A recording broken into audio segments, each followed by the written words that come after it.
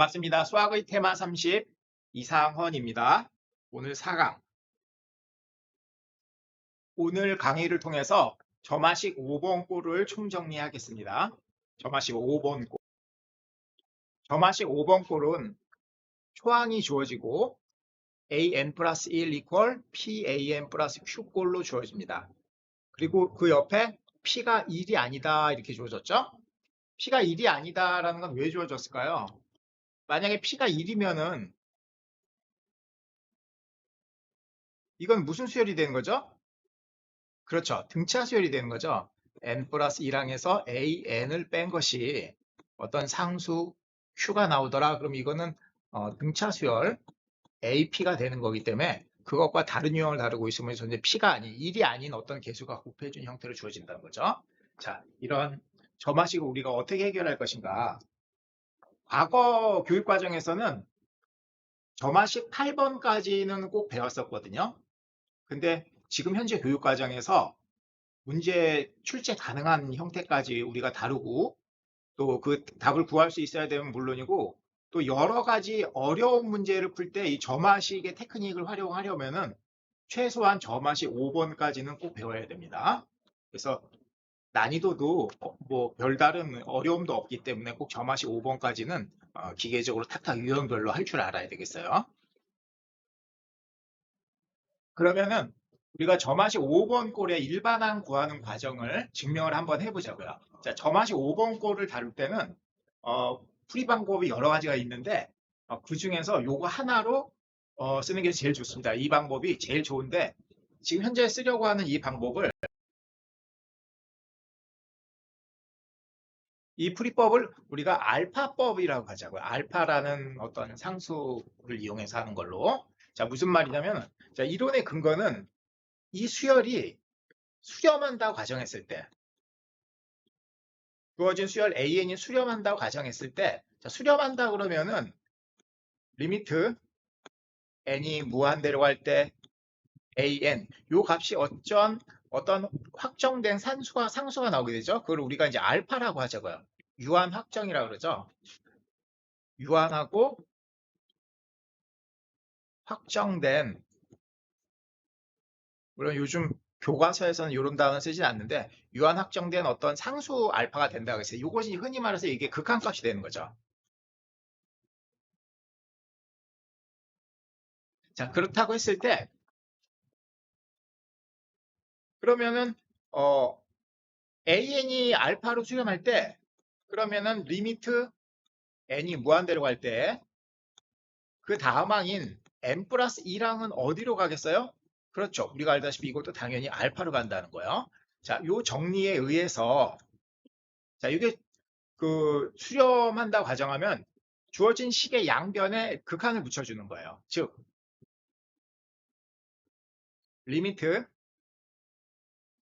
n이 무한대로 갈 때 n 플러스 1항 이퀄 그 다음에 리미트 n이 무한대로 갈 때 pan 플러스 q 자 우항도 다 이렇게 리미트를 붙여줬어요. 이렇게 각각 리미트를 붙여줄 수 있는 근거는 그 근거는 무엇에 의해서죠? 그렇죠. 어떤 정리냐면은 극한의 성질이라고 하는 그 정리에 의해서죠. 극한의 성질에 의해서 우리가 극한 계산이 가능하다는 거예요. 마치 로그의 성질에 의해서 로그의 계산이 가능하듯이 극한의 성질, 이따 또 정리하겠지만 급수의 성질, 그리고 또 연관해서 같은 형태가 유사한 그 유추에 생각하자면 시그마의 성질, 극한의 성질, 또 뭐 급수의 성질, 또 그 성격이 유사해서 같이 묶어서 정리를 하자면 또 뭐 시그마의 성질. 자, 이런 것에 의해서 각각 계산이 가능하잖아요. 자, 그러면은 여기서 알파로 수렴한다 했으니까 좌변도 알파가 되고 우변은 p 알파 플러스 q 이렇게 된다는 거죠. 그렇죠? 따라서 여기서 알파를 구해 보면은 p 1-1로 따라서 1-p로 묶어주면은 equal q 우리가 구하고자 하는 알파는 무엇이 되더라? 1-P분의 Q다라고 하는 답이 구해지죠. 그래서 여기서 1-P분의 Q를 구하는 이 절차가 중요한 게 아니고 요것이 최종 결과가 나오게 되는 것은 그냥 사칙연산 그냥 이게 더하기 빼기이기 때문에 아무 의미 없고 여기서 그 극한값을 알파라고 했을 때 그 n 플러스 1항도 알파로 가게 되고 그 알파를 우리가 이런 식으로 실제로 주어졌을 때 구할 수 있다 그 말이죠. 자, 그리고 나서 어떻게 하느냐? 주어진 식의 양변에서 알파를 빼줍니다. 이 알파는 상수니까 등식의 성질에서 같은 상수를 빼줘도 등식은 변하지 않죠. 자, 그럼 어떻게 되느냐? a n 플러스 1 마이너스 알파 이퀄 p 그다음에 a n 마이너스 알파 이렇게 묶어준다는 거죠. 양변에 q를 빼주고 그러면은 이게 그 위의 식과 이게 동치가 되는가?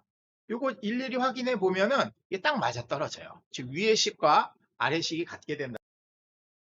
주어진 이 점화식 원래의 식과 알파를 집어넣어서 전개한 이 식이 동치가 된다, 상등이 된다 그 말이죠. 그렇게 되게끔 지금 알파 값이 설정이 된 거예요. 지금 여기서 알파 an 플러스 1 그리고 pan 그리고 나머지를 계산하면 여기 플러스 q가 나온다는 거예요. 아시겠죠? 자, 그러면 우리가 왜 이러한 조작을 해주었는가? 알파를 이용해서. 자, 지금 눈을 크게 뜨고 보면은 무엇이 보이죠? 자, 요게 한 덩어리로 보이죠? 그리고 요게 그 다음 한 덩어리로 보인다는 거예요. 즉, an-알파를 라지 an이라고 놓으면은 n 플러스 1랑 마이너스 알파는 라지 a n 플러스 1이란 규칙성이 존재하죠. 따라서 라지 an 플러스 1 이퀄 어떤 상수 p가 곱해지고 그다음에 an 되니까 이것은 라지 an은 무슨 수열이 되더라? 그렇죠. 이게 등비 수열이 되는 거죠. 그렇죠? AP, GP 이런 거는 그 전 세계 수학계에서 이용하는 수학 용어예요. 그래서 그냥 수식 중에 그냥 써도 괜찮습니다. 그럼 따라서 라지 AN은 초항 라지 A1이 있을 것이고 공비 P의 N-A다 이렇게 구한다는 거죠. 그래서 라지 AN을 우리가 미리 옆에서 구해놓으면 라지 A1은 스몰 A1 마이너스 알파가 되겠죠? 그렇죠? 그래서 이게 A1 마이너스 1 마이너스 P분의 Q, 1 마이너스 P분의 Q를 외울 필요는 없어요. 이걸 전혀 외울 필요는 없어요. 선생님 수업을 하느라고 익숙하다 보니까 그런 게 그냥 입에서 툭 튀어나오지만 여러 번은 절대 외울 필요 없고 요거를 이제 증명이 거의 끝났는데 요걸 연습자에 넣고 완성을 하면 요것에 대한 공부가 끝난 거예요. 요거 정리에 대한 요 일반항 구하는 거에 대한 증명을 스스로 연습장에 완성을 했기 때문에 이것과 관련된 대부분의 문제를 풀 수 있는 사람으로 바뀌는 거예요. 그렇게 상위권 공부를 꼭 그렇게 하셔야 된다는 거. 잘 이해하셨죠? 자, 그러면은 우리가 구한 이 large AN은 원래는 이제 small AN 마이너스 알파니까 우리가 최종적으로 구하고자 하는 small AN 일반항 알파는 일반항 AN은 알파 저울로 넘기면 알파 플러스 large A1 즉 A1 마이너스 1 마이너스 P분의 Q 곱하기 P의 N-1승이다 이렇게 일반항이 구해지는 거죠. 알겠죠? 그래서 이 점화식 5번 꼴이 계산이 되고 풀이가 돼서 일반항이 구해주는 원리가 이 절차에 의해서 되는데 5번을 구하는 방법을 여러 가지 뭐 두세 가지 정도 이렇게 제시를 하고 한 네다섯 가지도 가능할 수 있는데 그것은 다 일일이 배울 필요는 없고 실질적으로 우리가 가장 수학적 이론으로 가장 정확하고 빠르고 유용한 것으로 이 알파법 이용하는 풀이법으로 하도록 하겠습니다. 지금 옛날에 수업할 때는 기억으로는 이거 한 뭐 5가지 정도 풀이법 이렇게 설명을 했던 것 같은데 지금은 이제 거기까지 할 필요는 없고 물론 그게 이제 우리 사고력 증진에 도움이 되지만 실질적으로 풀 거 이 알파법을 여러분께 제시해 드립니다. 유형 연구 실험실에서 세균 A의 번식 속도를 실험한다. 세균 A의 번식 속도. 세균 A는 1시간에 2개가 죽고 그리고 남아있는 살아있는 애가 2배로 번식한다. 요런 뭐 몇 마리가 죽고 또 그중에 몇 마리가 몇 배가 된다. 뭐 이러한 문제가 많이 만들어지거든요. 이러한 소재가 많이 만들어지는 것이 어떤 등비수열 이런 문제로도 만들어지지만 이 점화식 5번 꼴로 특히 출제자들은 이게 손이 가게 돼 있어요. 출제자가 손이 간다? 그게 이제 두드러진 출제 유형이 되는 거거든요. 그럼 우리 수험생들은 반드시 그 두드러진 출제 유형을 알고 있어야 돼요. 그 출제 유형을 읽을 줄 알아야 되는 거예요. 그래서 이렇게 세균 증식이나 이런 문제로 보통 점화식 5번꼴로 잘 이용된다는 것까지 우리는 알고 있어야 되는 거죠. 그래서 처음에 7개로 출발했을 때 그 세균 A가 5,000개를 넘어서는 거는 몇 시간 후인가? 그래서 몇 시간 후인가를 우리가 구해야 됩니다.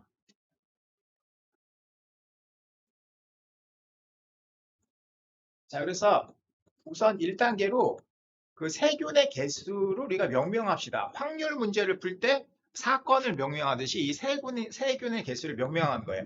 그래서 시간에 대해서 표현했기 때문에 1시간 후, 2시간 후니까 n시간 후에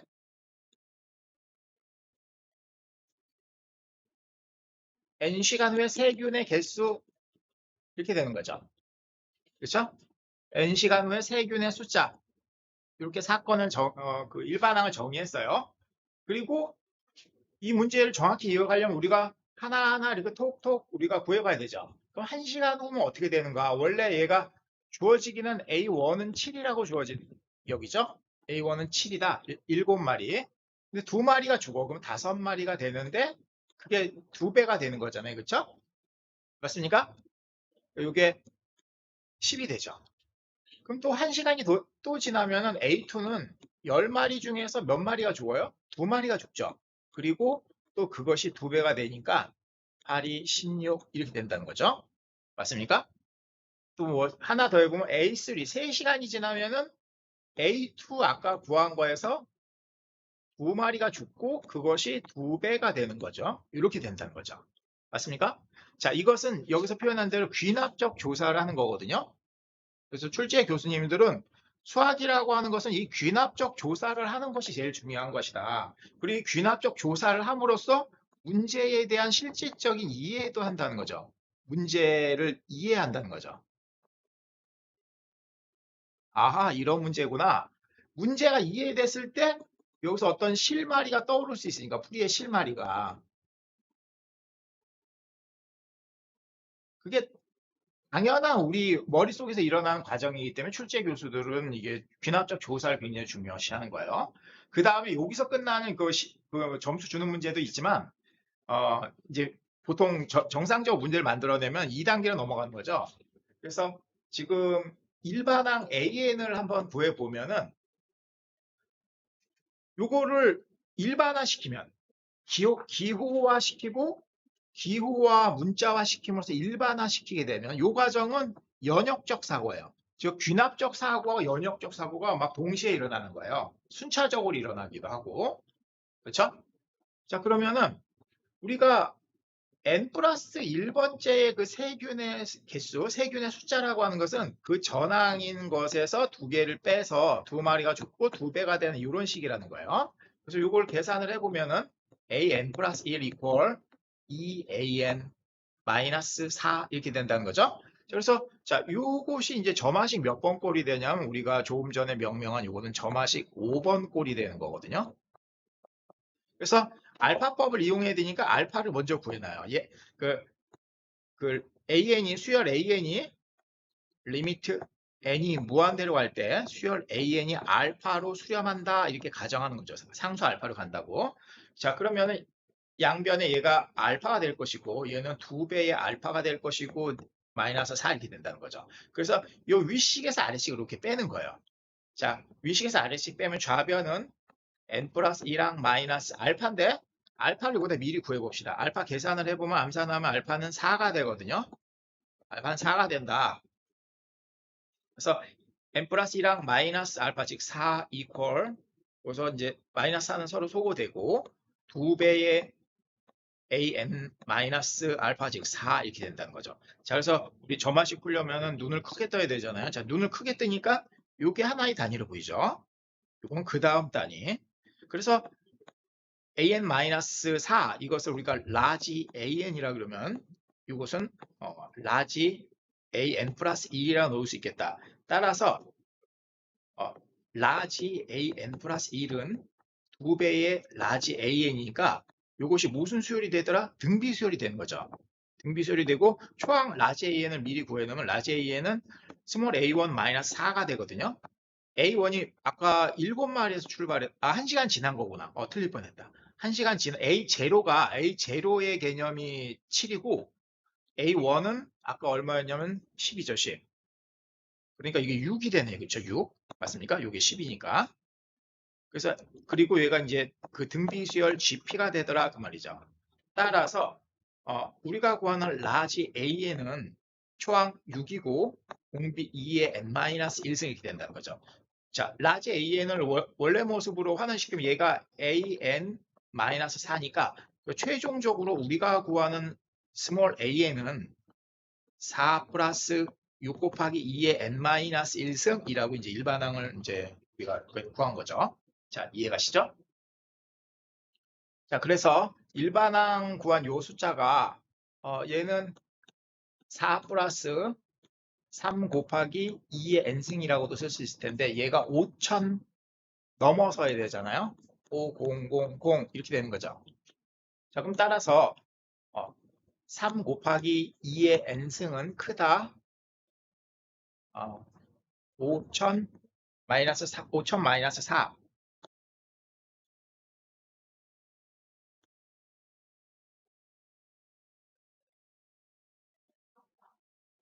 자, 이렇게 되는 거죠.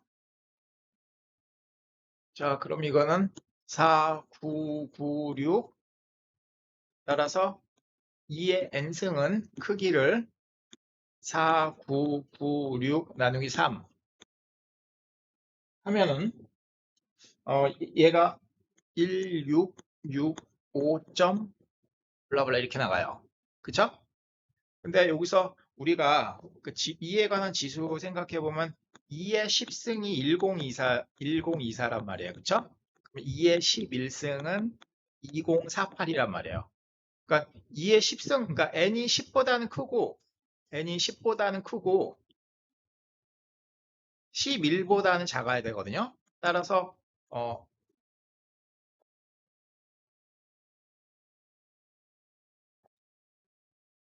n이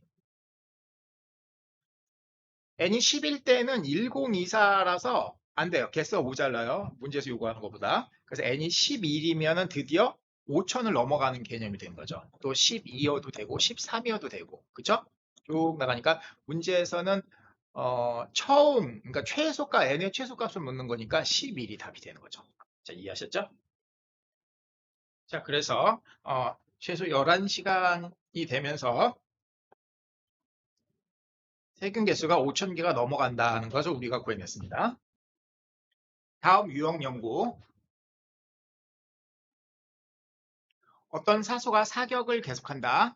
이 선수가 명중시킨 다음에 명중시킬 확률, 명중시킨 다음에 명중시킬 확률 0.8. 즉, 명중을 동그라미라고 한다면 동그라미 다음에 동그라미가 될 확률이 0.8이라는 거죠. 그렇죠? 그리고 명중 못 시킨 다음에 명중시킬 확률, 즉 반대 개념으로 x였는데 그 다음에는 명중을 하게 되는 이 확률은 0.5다 이렇게 주어진 거죠. 그래서 n번째 사격에서 명중시킬 확률을 pn이라고 편하게 명명을 해줬어요. 문제에서 우리가 명명할 필요는 없고, 그래서 pn을 구하는 식을 아래 같은데 빈칸에 알맞은 수식을 구하셔. 자, 초항 p1은 k로 잡자 이렇게 얘기를 했어요. 자, 그래서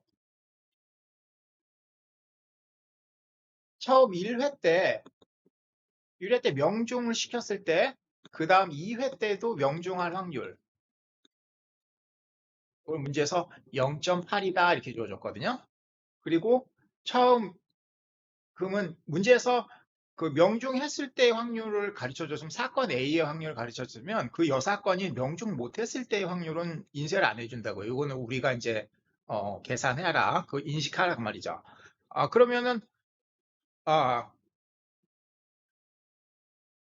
명중했을 때 그 다음에 명중 못할 확률. 이것이 그 여사건이 되겠죠. 이거는 얼마가 되더라? 그렇죠. 0.2가 되는 거죠. 마찬가지로 명중 못했을 때 명중할 확률을 아까 0.5로 가르쳐 줬거든요. 마찬가지로 명중 못했을 때 그 다음에도 또 X일 확률은 0.5가 되는 거죠.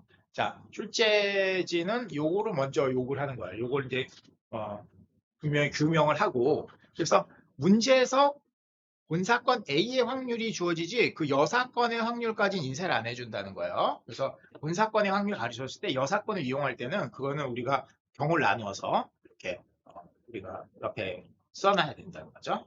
자, 그리고 나서 두 번째 단계에서 이제 어떻게 했느냐. 자, 그러면 n 플러스 1번째 확률과 n 항사의 관계가 이렇게 주어져. 이거 어떤 관계일까? 여기서 앞에 있는 요 곱하기 pn 된 것과 뒤에 있는 요거 곱한 것이 의미가 무엇인가? 즉 무슨 말이냐면은 자 n 플러스 1번째의 명중할 확률이라는 것은 그 전 pn n번째 시행에서 명중하고서 명중하고 또 명중을 하는 게 있고 명중 못했지만 명중을 하는 거 두 가지가 있단 말이에요. 그죠? 명중을 했다 즉 pn일 때는 그 다음 또 명중하라는 게 아까 0.8로 주어졌고 그리고 명중 못했을 때 명중할 확률은 0.5로. 근데 명중 못했다라는 걸 우리가 어떻게 표현을 해야 되죠? 명중 못했다? 그죠? 1-pn이라고 써줄 줄 아는 거죠. 여사건에 대한 그 표현이죠. 여사건에 대한 표현.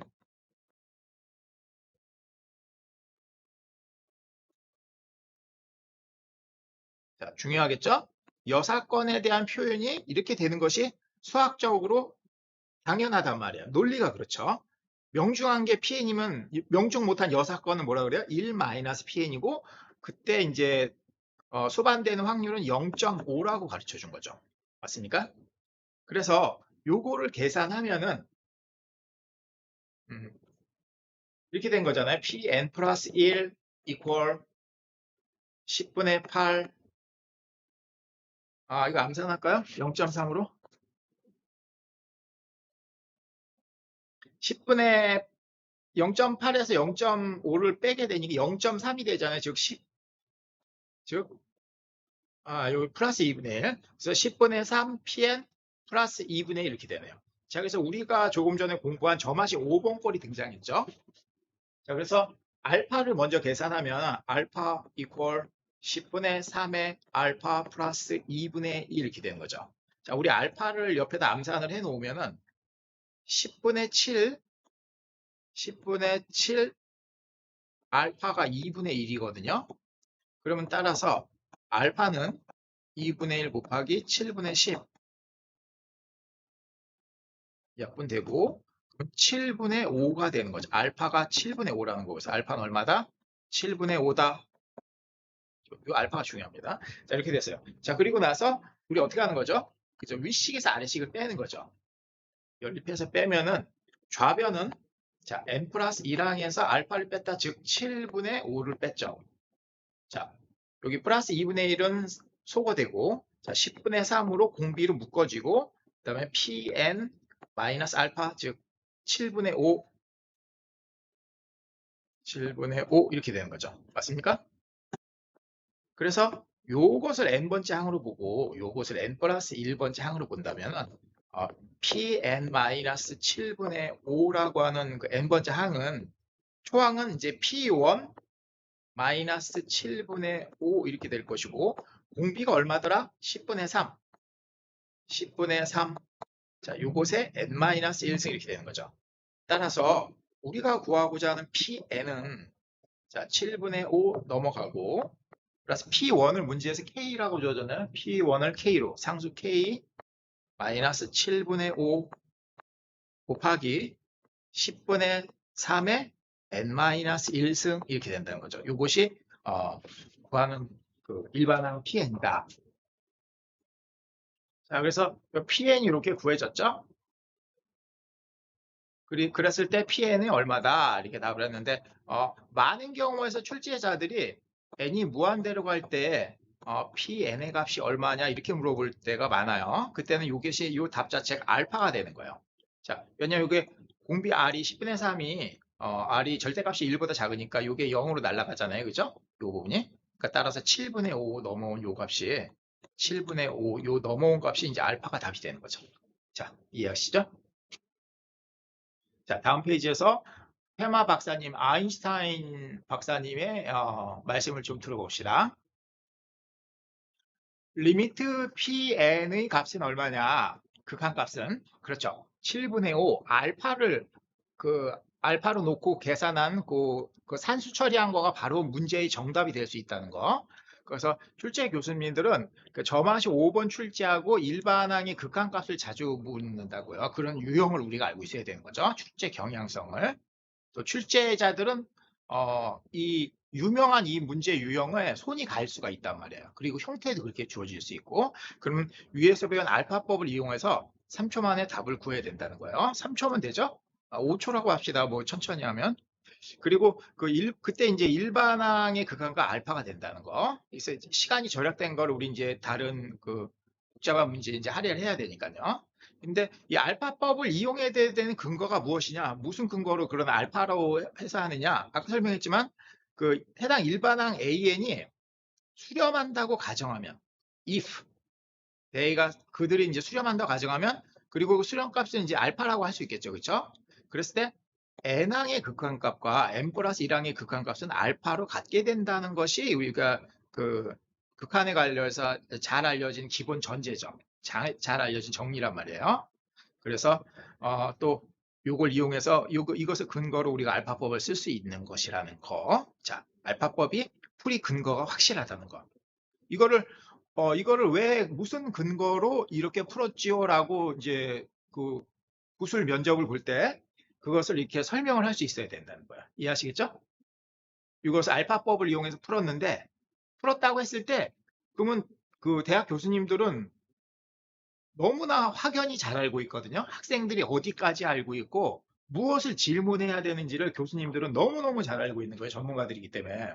그러면은 그렇게 해도 되는 근거가 뭐지요? 라고 물어보면은 n항의 극한값과 n 플러스 1항의 극한값이 그것을 이제 같게 된다는 걸 보여주는 거, 설명을 하는 거죠. 수열이 수렴한다고 가정했을 때 이러이러하다 하기 때문에 이러합니다라고 말할 수 있어야 되는 거죠. 아시겠죠?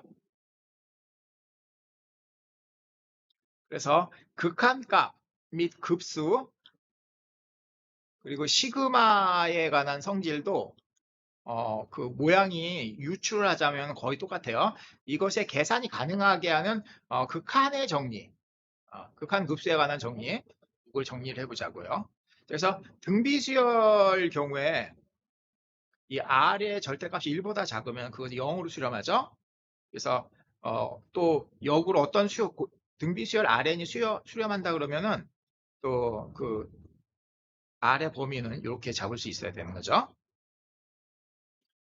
자, 극한의 성질 정리해 봅시다.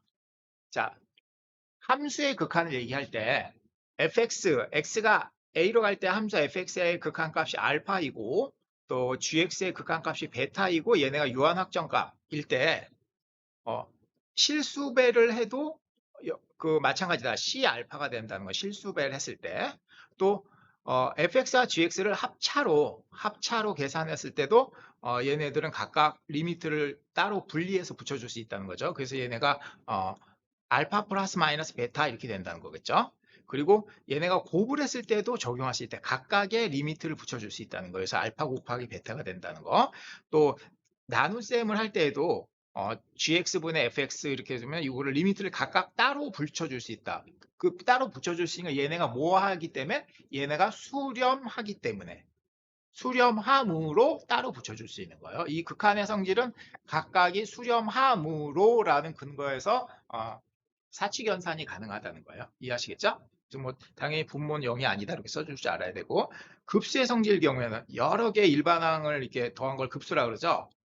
그때 얘는 이제 실수배하고 합참항을 성립한다는 거. 자, 그 수열 AN의 무한급수가 알파이고 BN의 무한급수가 베타라고 했을 때 실수배를 했으면은 C 알파 이렇게 된다는 거예요. 또 합차 더하기 빼기 했을 때 그러면은 알파 플러스 마이너스 베타 이렇게 된다는 거예요. 그러나 주의사항은 이 급수 경우에 AN, BN 되면 이것을 편리하게 그냥 각각 분리해서 이렇게 되나? 이거 안 돼요. 곱도 안 되고 나누기도 안 돼요.